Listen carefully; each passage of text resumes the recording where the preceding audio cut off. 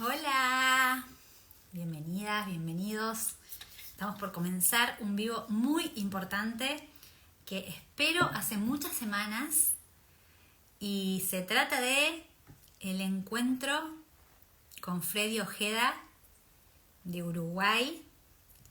Así que vamos a estar en vivo un ratito charlando con él, persona que admiro, a quien le tengo mucho cariño y es uno de mis referentes a la hora de pensar los cuidados paliativos. Lo voy a agregar ya mismo a Freddy. Estoy muy... Compartir este espacio, este ratito con él. Quédense a escucharlo, porque realmente es una persona única, de un corazón gigante y que tiene mucha experiencia.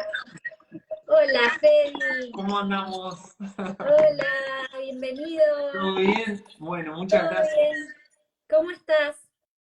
Pero espectacular. Súper contento. Qué bueno. Bueno, nos dan el feedback quienes están escuchando que se escuche bien. Yo escucho como un sonido de fondo, pero no sé si es que soy yo misma que me... A ver. Yo escuché como un eco también. Sí, un eco. Recién- sí, capaz que está muy alto el volumen. Vamos a bajar un poquito ahí a ver si mejora. Perfecto. Yo creo que ahí va mejor. Bueno, ¿todo bien? Bien, súper contenta de estar acá con vos. Como le decía a la gente, qué lindo es siempre escucharte. Freddy es docente en el diplomado de tanatología, duelo y acompañamiento de finales y las alumnas y alumnas lo adoran, mandan mensajes todo el tiempo agradeciendo el compartir de Freddy en todo lo que tiene que ver con la clase de cuidados paliativos, las clases. Así que para mí es un honor compartir con vos y que nos cuentes cómo es la vida de un enfermero paliativista. Quiero hacerte muchas preguntas, pero me gustaría en principio que para la gente que no te conoce y que no sabe muy bien de qué se trata esto de los cuidados paliativos, podamos hacer como algunas pequeñas definiciones Bien, en relación a tu trabajo, ¿no? vale. Contanos, ¿a qué te dedicas? Bueno, muy bien. Yo soy licenciado en enfermería. Acá en Uruguay está el auxiliar de enfermería, que es el enfermero, y el licenciado en enfermería, que es la carrera más larga. Yo soy licenciado en enfermería y me especialicé en cuidados paliativos. Va a ser 8 años que estoy trabajando con pacientes con necesidades paliativas y bueno, ese es mi trabajo. La mayoría de nuestros pacientes acá en Uruguay están en el domicilio, así que mi área es la atención domiciliaria de cuidados paliativos. Visito pacientes que tienen necesidades paliativas en la casa junto con mi equipo, no voy solo, voy con el equipo médico y tenemos un psicólogo y trabajador social también. Y bueno, contenemos a la familia y al paciente en la casa y acá metemos un poquito la definición de cuidados paliativos, ¿no? Poder brindarle la mejor calidad de vida posible a estos pacientes. Son pacientes que tienen una enfermedad que amenaza su vida, que puede ser oncológica, puede ser cáncer o puede ser otra enfermedad avanzada. Pero bueno, una etapa de que no nos sorprendería que este paciente o esta paciente pueda fallecer en menos de un año, ¿no? Entonces, bueno, eh, ahí ya ingresa a la unidad de cuidados paliativos y se le da contención y cuidado al paciente y a toda la familia, que es una de las cosas más interesantes que tiene esto de los cuidados paliativos, que el abordaje es con el paciente, pero también con la familia que es la que verdaderamente lo cuida y lo acompaña, ¿no? Nosotros estamos un ratito en la casa y ellos están todo el tiempo, así que bueno. Maravilloso. ¿Y esto está dentro del sistema de salud en Uruguay? Esto está, sí, acá existe un sistema que se llama FONASA, integra toda la red de atención y es un derecho en salud. Primero los cuidados paliativos son un derecho de salud a nivel mundial, ¿no? Todas las personas deberían de recibir cuidados paliativos. Es un derecho. No en todos los países está tan desarrollado. En Uruguay estamos bastante bien en cuanto al desarrollo y la calidad de asistencia. Nos queda mucho por trabajar todavía, pero hemos logrado mucho. Y tanto Uruguay como Argentina tienen ley en cuidados paliativos, pero bueno, todavía en Uruguay no está reglamentada, entonces, bueno, hay algunas diferencias entre lo que se ofrece en un lado y en otro, y en cuanto a todo, ¿no? Al nivel de asistencia, a la calidad de atención, a la formación, pero bueno, estamos trabajando para equiparar niveles y que todos los pacientes que lo necesitan puedan recibir lo mismo, ¿no? Maravilloso. Sí, porque me imagino que puede pasar como pasa acá, que no hay tantos profesionales formados y no se llega a todas las zonas del país, digamos, no podemos alcanzar todo el territorio. Y Sí, debe- acá pasa más o menos lo mismo. Se está trabajando mucho en el interior, desde la Sociedad Uruguaya de Medicina y Cuidados Paliativos, del Ministerio de Salud Pública. Se trata de hacer jornadas y visitas y talleres. Y bueno, yo también trato de ir al interior a poder compartir esto de los cuidados paliativos. Hay algunos departamentos, imagino que en Argentina va a haber provincias y demás que están más desarrolladas que otra, pero claro, la capital marca su gran diferencia, ¿no? Y a nosotros nos sube los porcentajes lo que es Montevideo mm, y falta trabajar en las zonas más alejadas y sí, hay lugares de que por ahí hay un médico con mucha buena voluntad y ganas de que estos pacientes estén mejor, sin tanta formación, pero tratando de hacer lo posible y bueno, se asesora con médicos más experientes y lo llaman y le preguntan, pero sí, nos falta seguir trabajando en formación. bien. ¿Y cómo cambia, Freddy, de ser un enfermero? No sé si te dedicabas a la clínica de adultos, pero digamos, porque los cuidados paliativos es como otra forma, a veces casi antiintuitiva de lo que uno viene con la formación de base de asistir, ¿no? Porque cuando uno es médico, enfermero, asistente, eh, busca tal vez la solución, busca un remedio, busca que se termine la situación patológica. Y esta es otra forma de mirar la vida. Sí. ¿Cómo fue tu transformación? Bueno, mira, yo elegí para este lado, lo elegí por el hecho de poder ayudar a la gente, ¿no? No sabía bien cómo, bueno, en la búsqueda de la formación también andaba la psicología por ahí, o sea, andaba varias cosas dando vuelta. Y empecé a trabajar como enfermero asistencial, con pacientes en internación, después en policlínico. La carrera me fue llevando hacia la gestión y terminé gestionando policlínicas de una mutualista privada. Tenía poca tarea asistencial y la verdad que la extrañaba muchísimo. Entonces, bueno, en la mutualista todavía no había cuidados paliativos, esto hace casi 8 años, no había, empezó a sonar el ruido cuidados paliativos ahí, yo soy un poco curioso y no sabía bien qué era, así que empecé a investigar y todo lo que leía me sonaba a que me gustaba, que me iba a sentir cómodo. Así que bueno, me fui a un taller en Punta del Este. Yo trabajo en Montevideo, me fui a Maldonado, Punta del Este, a un taller, una jornada, y ahí me entero que los cuidados paliativos abordaban al paciente en todas las áreas y las dimensiones de la vida. Y ahí eso ya me impactó, ¿no? Porque algo que aprendíamos en la carrera todos los años, que en realidad en la asistencial vos andás a las corridas, tenés 10 pacientes, no tenés mucho tiempo, pasás medicación, curación, pero no le preguntás al paciente cómo está, qué siente, qué piensa, y mucho menos sabés si tiene familia, o sea, ni siquiera sabés si tiene familia. Y acá, bueno, cuando me dijeron que el abordaje era del paciente, integrar los aspectos, no solo lo físico, sino lo emocional, lo social, lo espiritual, quedé impactado. O sea, dije, esto es lo mío, por acá voy a ir.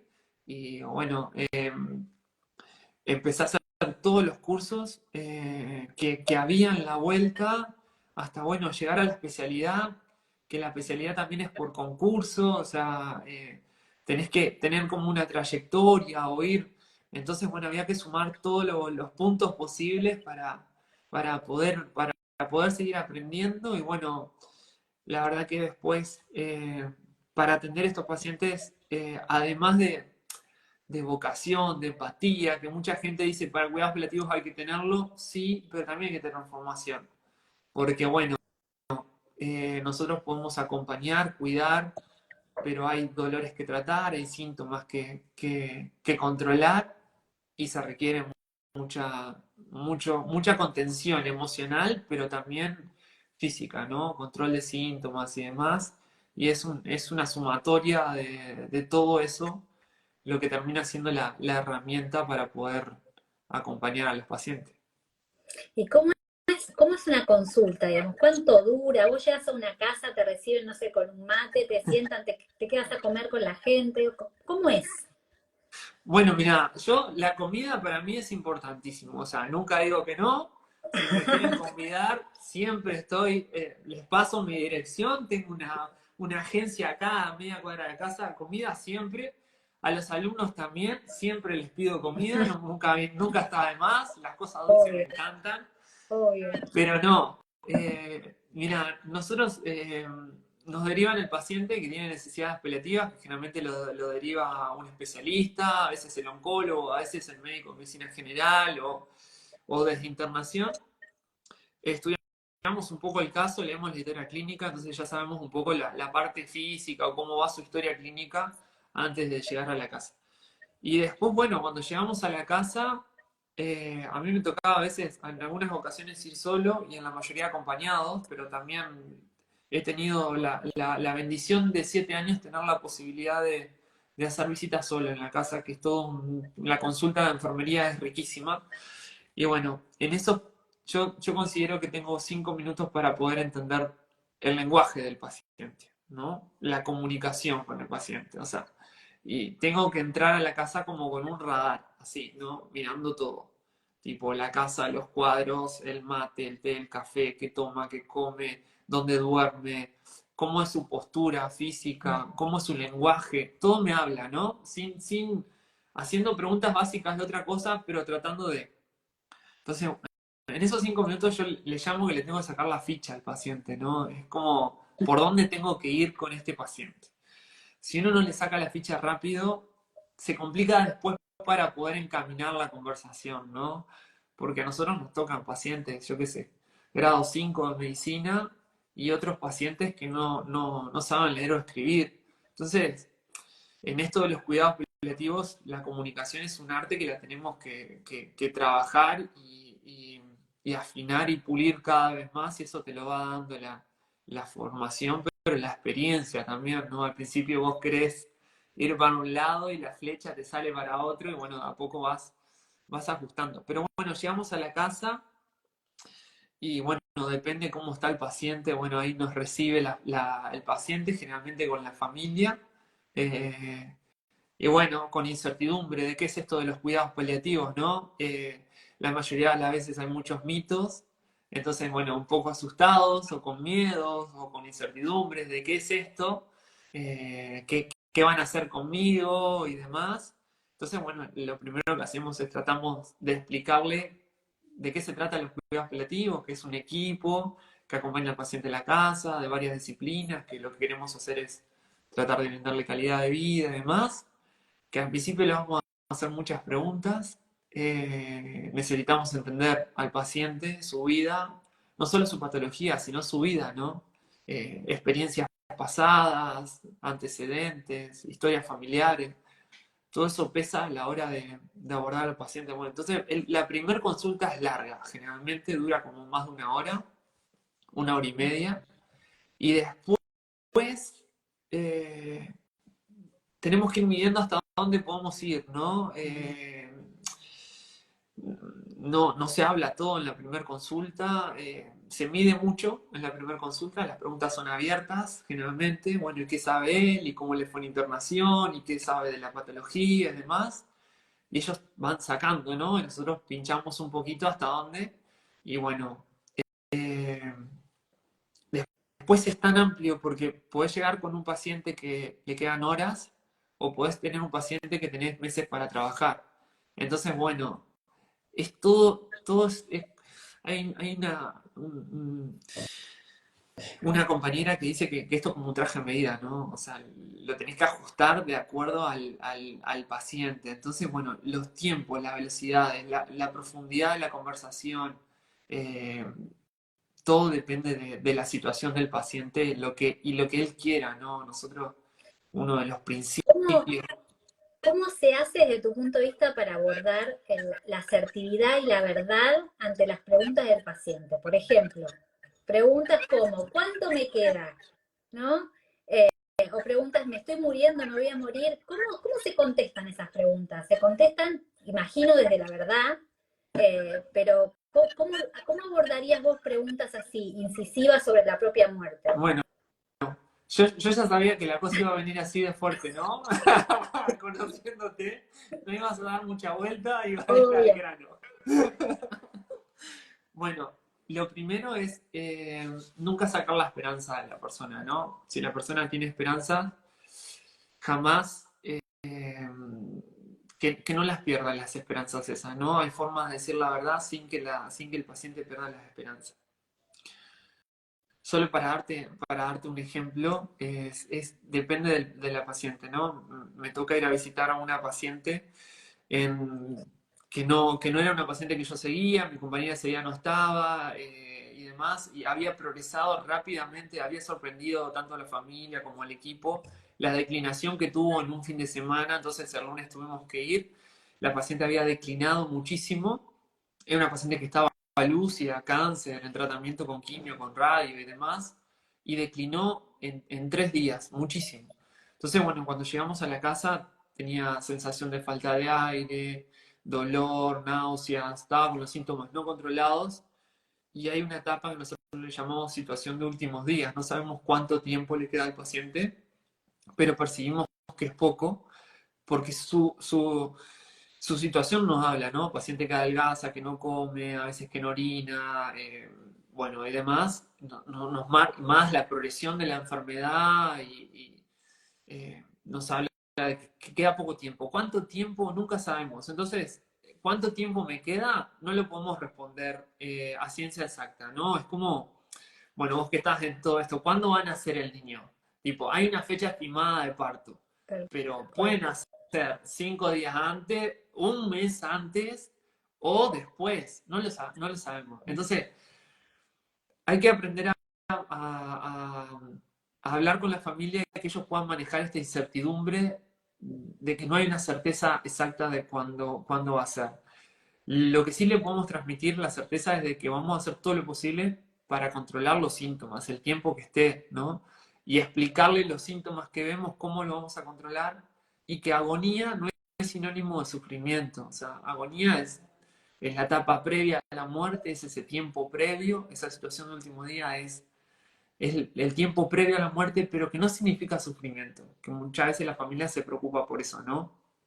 Lo ve acostado, lo ve adelgazado, pero está relajado, está sin síntomas de dolor y se entiende cómo está sufriendo y la persona está durmiendo, está descansando, ¿no? Entonces, hay que aclarar muchas cosas, pero esta paciente que nosotros llegábamos a la casa estaba próxima a fallecer, empezamos a calmarla y me pregunta, ¿me voy a morir? Así, de una. Yo no la conocía a esta paciente y mientras estaba cargando la medicación me hace esta pregunta. La doctora ya había hablado con ella y la doctora estaba afuera hablando con la familia. Y era inmediata la muerte de esta paciente. Entonces, en este caso, yo le dije, sí, te vas a morir, pero estás acompañada, está toda la familia, te estamos pasando medicación para que no tengas dolor, para que no tengas síntomas. Le pregunté si ella quería descansar, si quería dormir, porque también nosotros a veces manejamos esa posibilidad de la sedación paliativa, ¿no? De dormir al paciente para que no tenga un síntoma refractario, digamos, un síntoma que no se puede controlar. Bueno, ella no quería dormir porque estaba esperando a un hijo que iba a venir. Entonces, la respuesta de ella, cuando yo le dije que se iba a morir, pero que estaba toda la familia cerca, que estábamos nosotros con ella también, ella me dice, ay, ¿cómo fue la frase? qué enfermedad de mierda, me dice. Qué enfermedad de mierda. Y le digo, la verdad que sí. Yo sabía, me dijo. Entonces, a veces uno por no decirle la verdad, a veces los deja con esa incertidumbre y la incertidumbre muchas veces es peor que la certeza. Que eso es algo que a veces la familia no entiende, ¿no? Porque la incertidumbre no sabes para dónde estás. No sabes dónde estás parado ni para dónde tenés que ir. No lo sabes en la incertidumbre. Pero en la certeza vos ya sabes a dónde vas. Entonces eso Total, te permite sumar a tu camino cosas que querés vivir en ese camino. Te podés despedir, podés decir consejos, podés transmitir cariño, podés dejar legados, pero en la incertidumbre, cuando uno no sabe dónde está, no hay una dirección. Entonces, total. bueno, es muy difícil. Pero así como le dije a esta que sí, hay en otros pacientes que vos tenés que responder distinto. Y le Ajá, decís, ¿y a vos qué te parece? Le dejas abierta bien. la pregunta, ¿no? Y te dicen, yo para mí me voy a morir, me voy a pelar, para mí que tengo cáncer, tipo, ellos en su lenguaje manifiestan lo que sienten. Y vos a veces ni siquiera tenés que dar un diagnóstico, porque ellos ya lo saben. Y esto es algo Tal cual. que a la familia le cuesta muchísimo el hablar.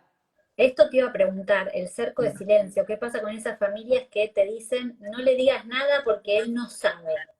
¿Qué, Claro. qué pasa en esos casos? ¿Cómo se acompaña?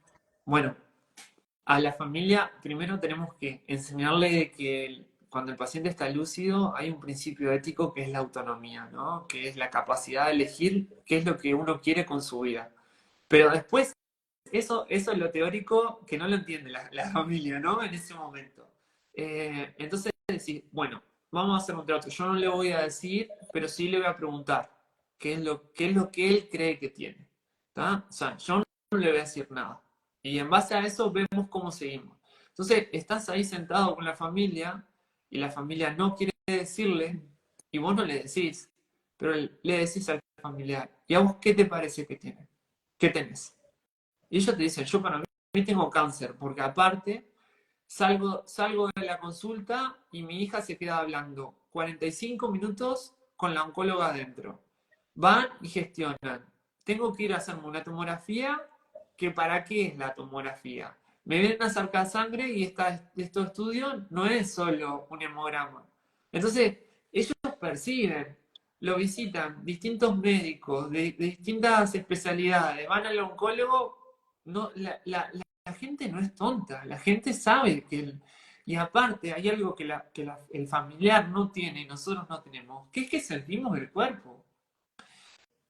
Y los pacientes sienten claramente la progresión en su enfermedad y sienten claramente cuando la cosa se complica. Y lo perciben. Y contra eso no hay nada que vos lo puedas refutar. Es más, el paciente cuando le pregunta a la familia y le dice, ¿estoy jodido? Y la familia le dice que no, ellos dicen, este no entiende nada de lo que me está pasando. Y ya no hablan con ese familiar. Y cuando encuentran a alguien que le preguntan, estoy jodido, y del otro lado le dicen, sí, está jodido. Con ese sí hablan. Entonces, eso y que no es nada fácil, porque hoy vos me preguntabas si no te llegué a responder. En la enfermería, en la medicina y en muchas de las especialidades y la formación te preparan para mejorar, ¿no? Que el paciente coma, que el paciente se bañe, que el paciente camine, que el paciente recupere funciones, se rehabilite, deje el pañal, empiece a ir al baño, todo lo demás. Y acá es como para el otro lado. Y los profesionales de salud no sabemos esa vuelta atrás, cómo hacerla, ¿viste? Y muchas veces los médicos les cuesta hablar de esto, porque ellos están preparados para sanar, curar, mejorar, avanzar. Y esto de la limitante de no tengo un tratamiento para curar. Entonces, a veces queda como ahí, pero sí tenemos otras cosas para ofrecer. Y en eso nos tenemos que centrar, ¿no? En lo que sí podemos hacer. Re. Y pensaba en esto también de la autonomía, la importancia de la autonomía para para cerrar temas pendientes, ¿no? La posibilidad de saber la verdad para dar la oportunidad que a que todos, que vamos a morir, podamos hacer nuestro propio balance y tomar nuestras decisiones. ¿Presenciaste alguna decisión así de fin de vida importante? Sí, mira, de paso, hay gente que se unen y claro, te empiezan a seguir familiares, te empiezan a seguir amigos y demás. Y hubo una situación que a mí me impactó bastante, que era, voy a tratar de no dar detalles, pero sin contarla.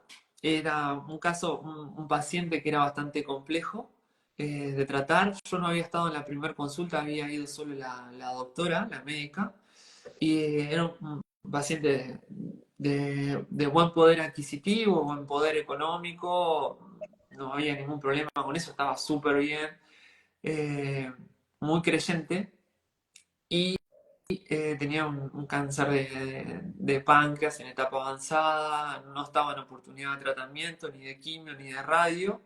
Eh, entonces lo derivan a la unidad de cuidados paliativos para control de síntomas. La familia había consultado no solo a nuestra mutualista, sino con otros especialistas de otros lados y a nivel internacional también. Todos le habían dado la misma opinión.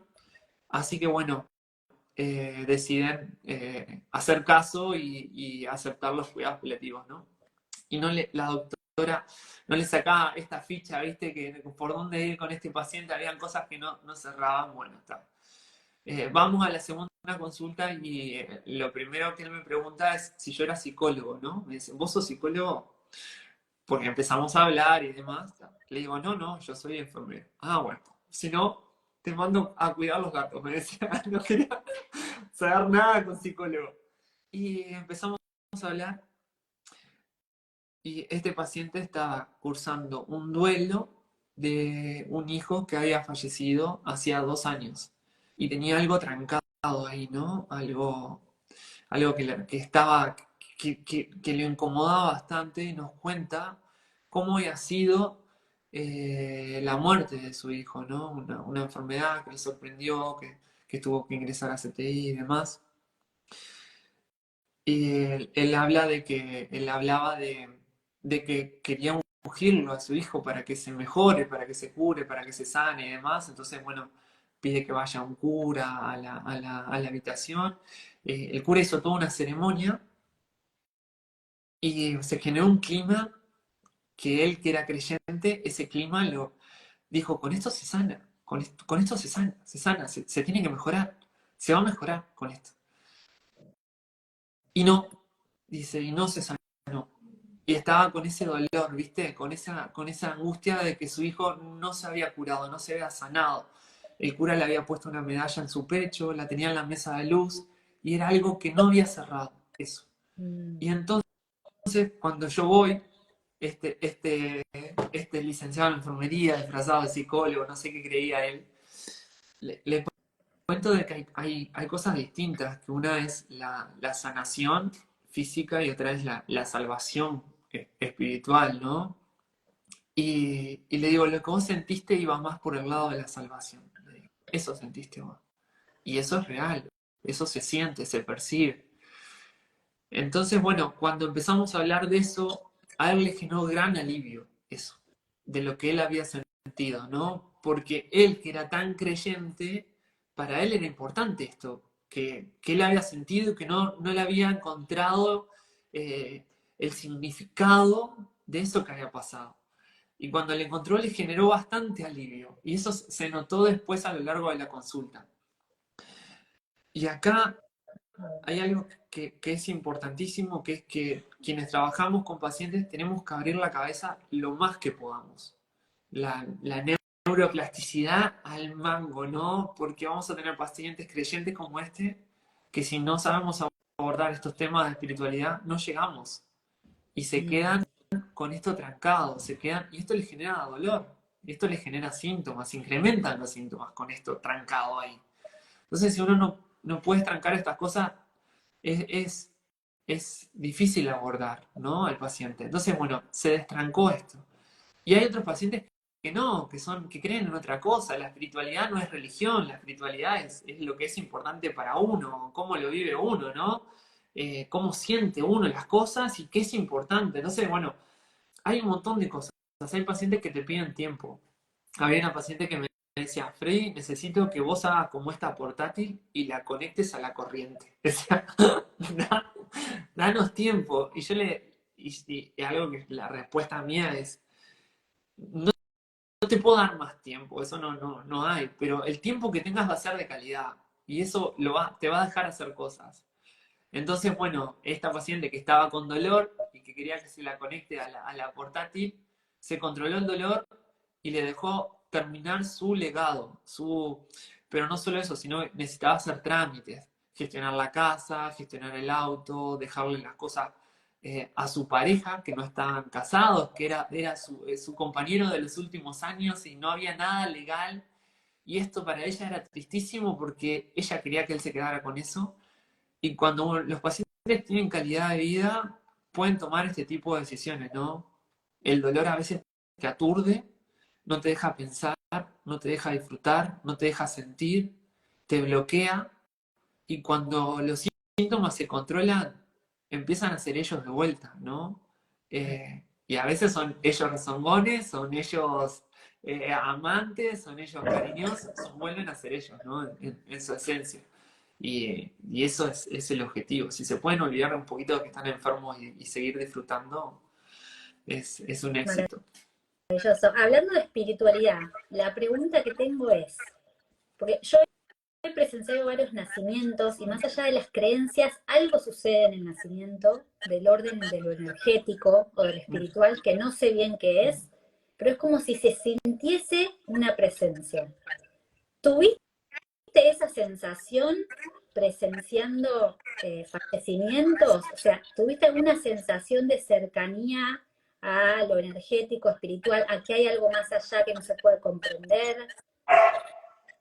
Mira, en la casa se genera un clima que no en todas las casas, no todas las situaciones son ideales. Esto lo quiero aclarar porque eh, he escuchado políticos decir que los cuidados paliativos cuando llegan a la casa el paciente no tiene más dolor y eso no siempre es así. Hay dolores que no podemos controlar, que van desde la esfera emocional, la esfera espiritual, y por más que nosotros utilicemos todos los fármacos disponibles, no siempre podemos controlar los dolores y no siempre los pacientes fallecen sin dolor o tranquilos, ¿no? A veces tenemos que sedar al paciente por esta situación.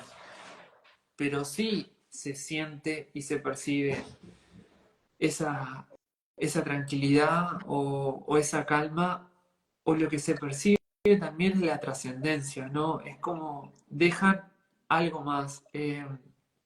Enrique Benito, hablando de esto, yo antes usaba como el final de vida, decía, ¿no? Y él me enseñó a decir el final de la biografía, porque lo que dejan los pacientes sigue estando, o sea, sigue estando presente, sigue estando en la casa, sigue estando en los corazones de la familia, sigue acompañando, y el mensaje que a vos te dijeron una vez, eso, aunque la persona no esté, lo vas a seguir escuchando, lo vas a seguir sintiendo. Entonces, ¿qué hay después de la muerte? Eso va a depender de cada uno, la búsqueda que tenga, las creencias que tengan, pero sin duda trasciende la muerte, la vida de las personas, ¿no? De esta manera, con estos legados, con estos mensajes. Es más, cuando fallece un ser querido, uno va por la calle caminando y te parece verlo. Siempre te encontrás con alguien que es igual, que vos salís corriendo y lo vas a abrazar y estás en esa etapa de duelo y cuando llegás y no es. Y después tenés que ver, y no es que estás loco, no es que estás viendo cosas que no son, es que tu cerebro se está adaptando a esta nueva realidad y lo recordás y para vos sigue estando presente y no querés que se vaya. Entonces, bueno, sí trasciende.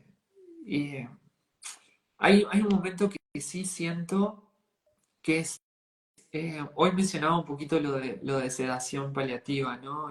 La sedación es y lo quiero aclarar porque es bien distinto de eutanasia, ¿no? La eutanasia, el objetivo es finalizar con la vida de la persona, ¿no? Se le pasa medicación y en menos de 2 minutos fallece. La sedación paliativa lo que busca es, cuando hay un síntoma que no se puede controlar, vómitos, sangrado, dolor, el síntoma que sea, delirio, no se puede controlar con todos los fármacos, se duerme al paciente para que no perciba los síntomas internos ni lo externo, o sea, esté dormido. Es la misma medicación que se usa para operar a las personas, es el mismo fármaco, no es morfina, es midazolam o otros fármacos para que se duerma. Y me ha tocado esto, que es dificilísimo, ¿no? Porque es el último momento en que la persona está lúcida, o sea, pasa de estar lúcida a estar dormida y el objetivo es que no se vuelva a despertar, porque si se despierta aparecen los síntomas de vuelta. Entonces, hay un momento que es increíble, que es cuando la persona que está sufriendo, sufriendo, sufriendo, el fármaco le empieza a calmar, ¡pah! Se relaja la cara, Wow. se relajan las manos, se relaja él, afloja, y si hay un ser querido cerca, le dice palabras de cariño y le deja un mensaje. Y hace menos de un mes me tocó acompañar un paciente en esto. Luego que le pasamos la medicación, estaban sus 2 hijos y su hermana al lado de él, y le agarra la mano y le empieza a agradecer por todo el cuidado, ¿no? Que le habían dado, que había sido impresionante. Aparte, este paciente su esposa había pasado por lo mismo hacía un tiempo, estos hijos también, era como se repetía la historia, y aún así ellos estuvieron ahí. Y yo estaba parado en la puerta y me llama Freddy, y para mí, esas cosas son como impresionantes. Freddy, muchas gracias. Te pide la mano, te agarra la mano. Muchas gracias. Y está, ahí sí, te dejan marcado para toda la vida, ¿no? Y después se relajan y se duermen. Y ese ceño que estaba apretado así, por favor ayuda, o esas situaciones que son difíciles, ahí es. Yo siempre le digo a los alumnos, ¿no? Porque es difícil para nosotros esto de dar medicación para que el paciente se duerma y después no se vuelva a despertar. Es muy difícil. Y las primeras veces son emocionalmente, es impresionante. Pero cuando uno ve el alivio de la persona, te termina de convencer, ¿no? Aparte, la sedación paliativa es solo que se duerma, o sea, el final lo va a marcar la progresión de la enfermedad. A veces son horas porque ya les quedaban horas y a veces son días, varios días. No sabemos tampoco, eso no adelanta ni enlentece. Pero sí, sí hay alivio. Hermoso, hermoso. Y hablando de este tema, eh, obviamente es controversial el tema de la eutanasia. Acá hay proyectos de ley, no sé cómo está en Uruguay. Igual, proyecto de ley también. Proyectos de ley. Hay debates muy interesantes, filosóficos, ideológicos, y hay cierta porción de los paliativistas que no están a favor, justamente por expresar que en ese caso muchas personas podrían llegar a elegir la eutanasia por no haber recibido un buen acompañamiento en cuidados paliativos. Eh, ¿Cuál es tu opinión al respecto? Bueno, hay algo en que estamos de acuerdo todos los paliativistas, es de que es importante que la persona entienda qué son los cuidados paliativos, ¿no? Pero es importante de que se ofrezcan en los países, se ofrezcan buenos cuidados paliativos. Eso sería como lo importante, ¿no? Sería como la base. Si vos tenés en tu país, podés controlar los síntomas, podés acompañar a la familia, podés dar contención, después podés ir al siguiente nivel, ¿no? Pero si la base que es alivio del síntoma, porque la mayoría de las personas que piden eutanasia es porque están sufriendo, porque tienen un dolor que no está controlado, síntomas que no están controlados, la mayoría. Si vos no tenés esa base y no le podés dar esa contención a la familia, no podés trabajar la siguiente. Entonces, como primero hay que fortalecer los cuidados paliativos y después, bueno, eh, depende de cada persona el siguiente paso, que no deja de ser. En algunos lados ya es ley, por ejemplo en España ya es ley.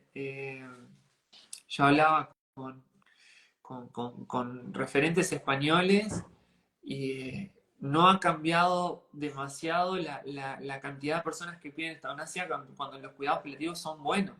No ha sido significativo, porque bueno, porque se tiene que trabajar más en los cuidados paliativos.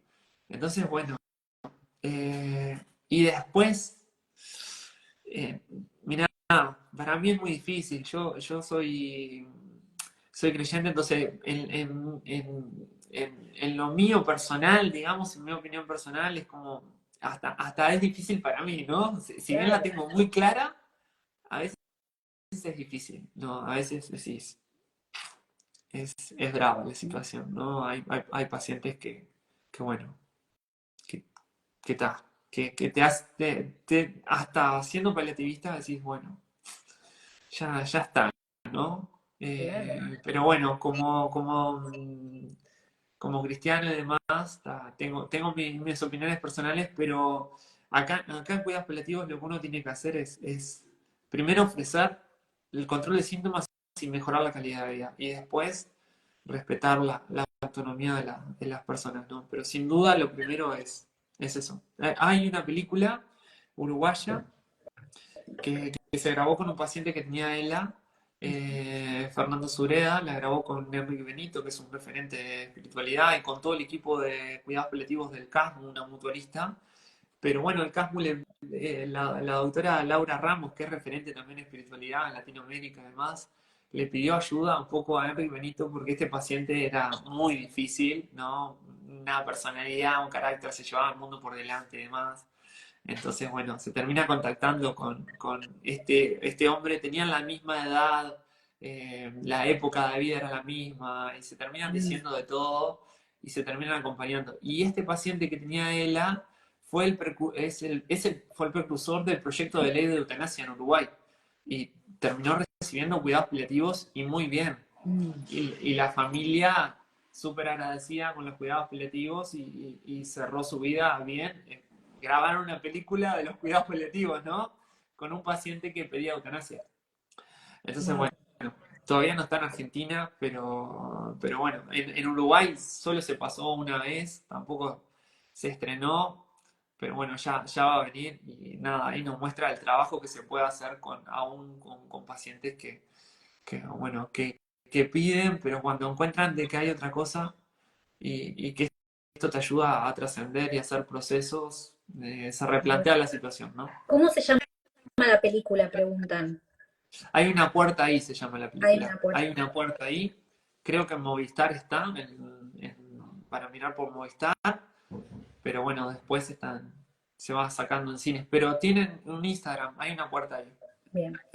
Tengo un montón de preguntas, voy a hacer algunas, Dale. porque si no, me voy a quedar sin Sí. tiempo. Una es, ¿cuál fue tu experiencia o qué nos puedes contar de el fallecimiento en domicilio? Implica que, bueno, una vez fallecido el cuerpo está en el domicilio, ¿no? Y eso Sí. tiene diferencias en relación al fallecimiento en una institución. Yo creo que diferencias muy positivas a la hora de también perderle el miedo al cuerpo fallecido.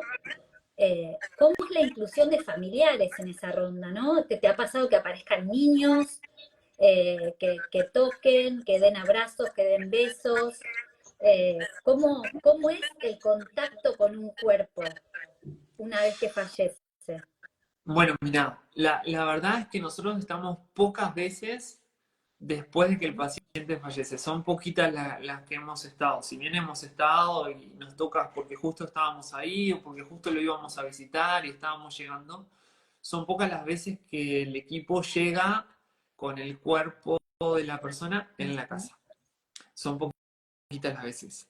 Y hay distintas situaciones. Hay familias que tienen miedo de estar solos cuando fallezcan, ¿no? Porque, por esto, ¿no? ¿Qué hacer con el cuerpo? ¿Quién llamar? No voy a poder con todo. Entonces, bueno, ahí se trabaja el hecho de estar acompañado y demás.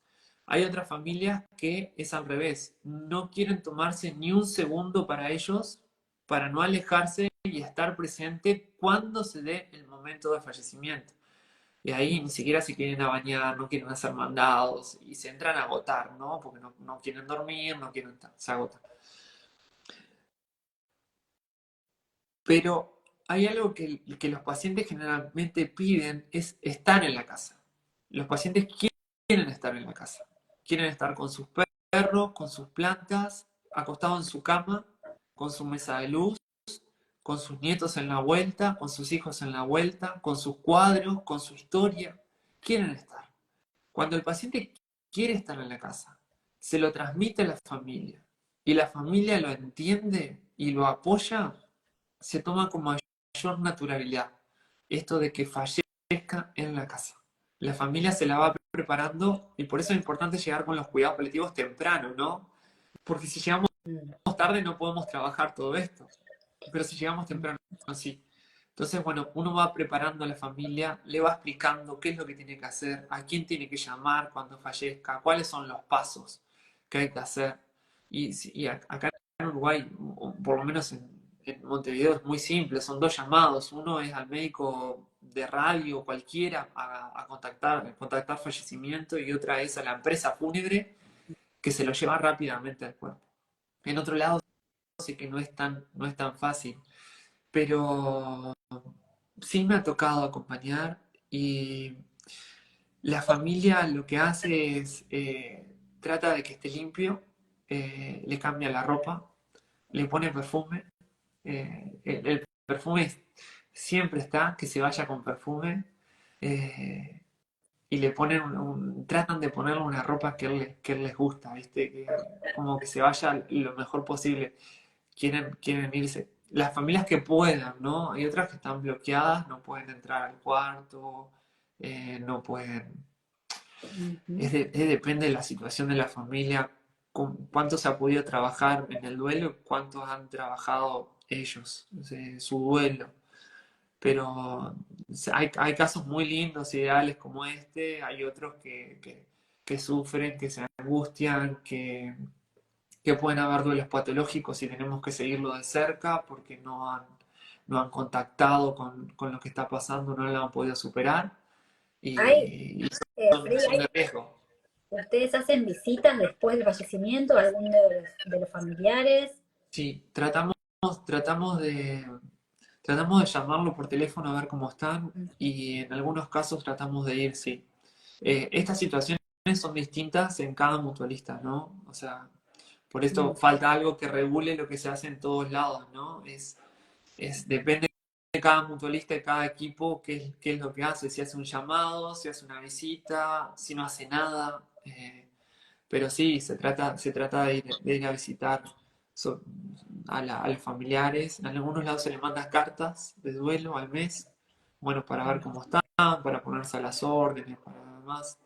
Hay distintos casos. A mí me ha tocado ir a hacer visitas de duelo mm. y son raras, son especiales, son muy especiales. Es la primera vez que el paciente no está, ¿no? Entras y no vas al cuarto, vas al living y Claro. ya no está, y la familia, bueno, se emociona.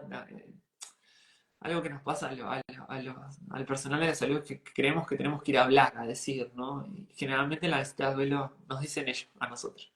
Nos Mm. agradecen, nos cuentan cómo fue, nos dan su experiencia, nos esperan con algún regalo, con un té, con una galletita, yo qué sé.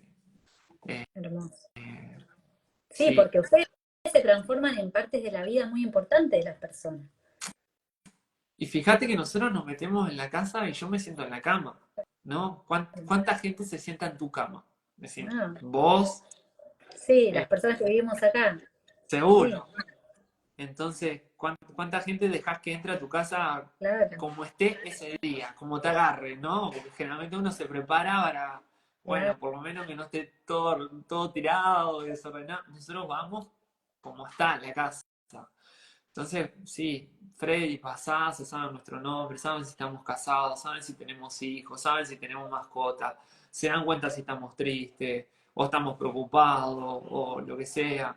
te preguntan, porque también, claro, uno se mete en la vida de ellos y un poquito contame de vos, quiero saber quién es que viene, ¿no? Entonces, bueno, entonces sí, pasás a ser, en los que tenés más tiempo para trabajar, ¿no? Eh, pasás a hacer referencia y soporte. Obvio. ¿Y algo cambió desde que empezaste a trabajar en paliativos en relación a tu relación con tu propia muerte, digamos? No sé, ¿tenías miedo y algo se tranquilizó? ¿O pensás a menudo o no pensás nunca en eso? Bueno, mirá, hay algo que aprendí es que si uno no piensa, si uno no piensa en su vida, es difícil que vos puedas acompañar a pensar a alguien, ¿no? Es como agarrar un libro, leer una receta y decirle, mira, hacé la torta así, pero nunca hiciste una torta.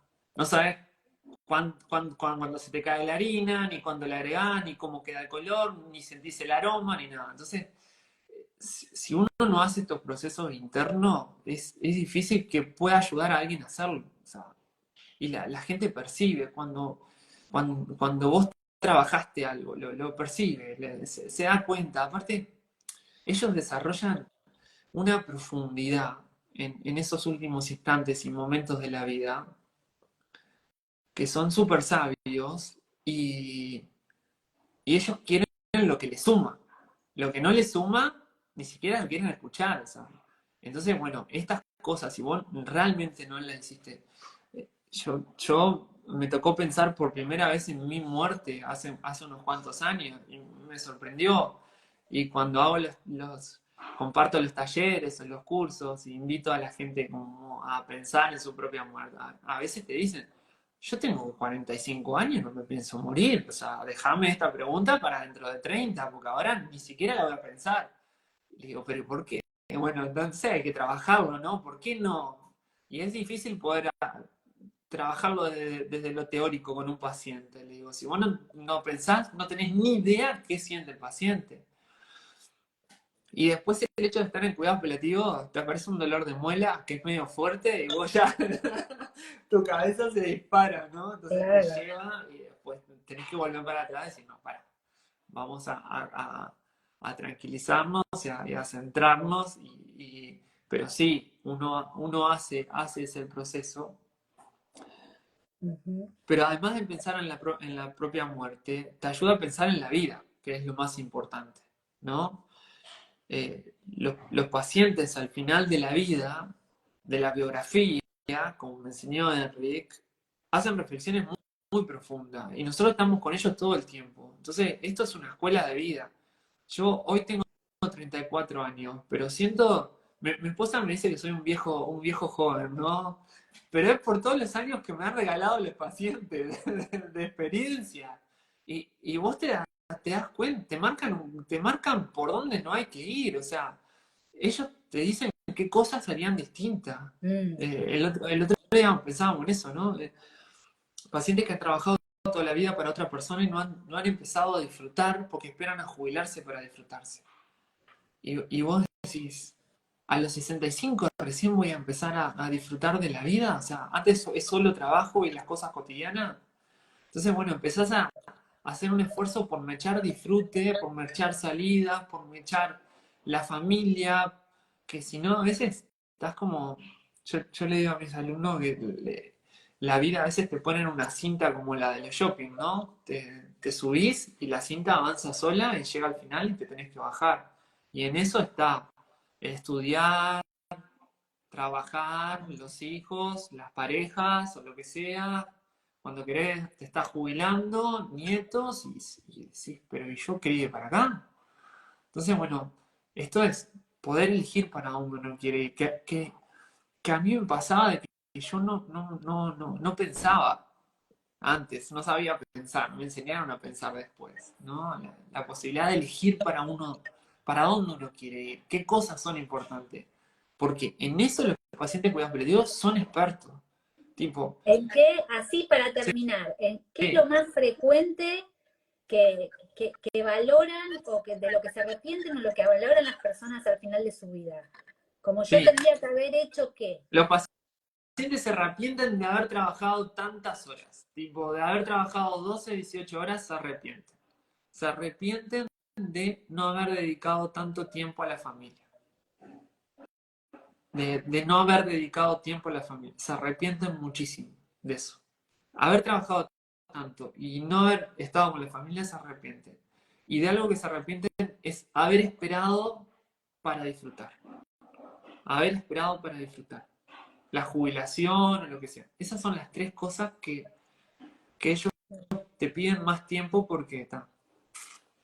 Qué regalo, Freddy, este que nos hiciste, una conversación hermosa. Hace tiempo que no tenía un vivo que disfrutaba tanto. Gracias por eso. Gracias a todo el mundo que se quedó ahí escuchando. Bueno, un placer. Freddy está en el diplomado, nos acompaña en los proyectos que iniciamos acá desde la Academia Violeta Vázquez. Gracias por eso. Es un placer enorme, enorme, enorme tenerte como docente. Y bueno, hay un cariño que te tenemos de acá de Argentina. Espero que se sienta y nos mantenemos comunicados. La verdad que sí, Gracias. bueno, no. Muchas gracias a vos por nada, por charlar de esto que tanto nos gusta. Así que nada, gracias por tenerme presente. Un saludo para toda la gente. Ahora después voy a leer todos los mensajes que hay ahí a saludar un poco. Sí, Cuídense. sí. Gracias a todos los que estuvieron. Beso grande. Muchas Chao, gracias. chao. Chau, chau.